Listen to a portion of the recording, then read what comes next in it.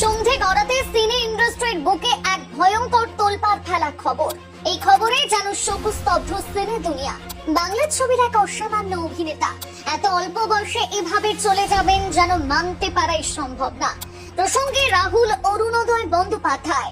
তাকে প্রচুর মানুষ চিনতেন চিরদিনই তুমি যে আমার নায়ক হিসেবে। কারোর কাছে তিনি হয়ে উঠেছিলেন সহজ কথার সঞ্চালক। সেই মানুষটা অকালে প্রয়াণের খবর যে এভাবে সামনে আসবে কেউ যেন ভাবতেও পারেনি। শুটিং করতে গিয়ে দুর্ঘটনার কবলে রাহুল বন্দ্যোপাধ্যায়। শুটিং করছিলেন তালসারিতে, সেখানে জলে তলিয়ে মৃত্যু হয় অভিনেতার। শুধু তাই নয়, শুটিং চলাকালীন কোনো ঘটনা ঘটেনি। অভিনেত্রী সুদীপ্তা চক্রবর্তী জানান এই খবরটা একেবারে সত্যি। শুটিং চলাকালীন কিছু হয়নি, শুটিং এর পরে জলে নেমেছিলেন রাহুল, তারপর আর রক্ষা হয়নি। তার দেহ জল থেকে উদ্ধার করার পর তাকে মৃত বলে ঘোষণা করা হয়। তার মৃত্যুর খবর প্রকাশ্যে আসতেই শোকের ছায়া ভক্তদের মধ্যে।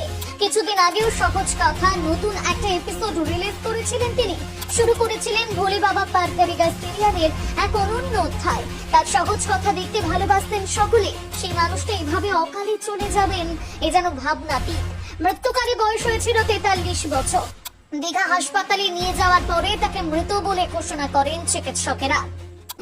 বাংলা হাটের আরো খবর দেখতে নজর রাখুন। বাংলা খবর মানেই বাংলা হাট।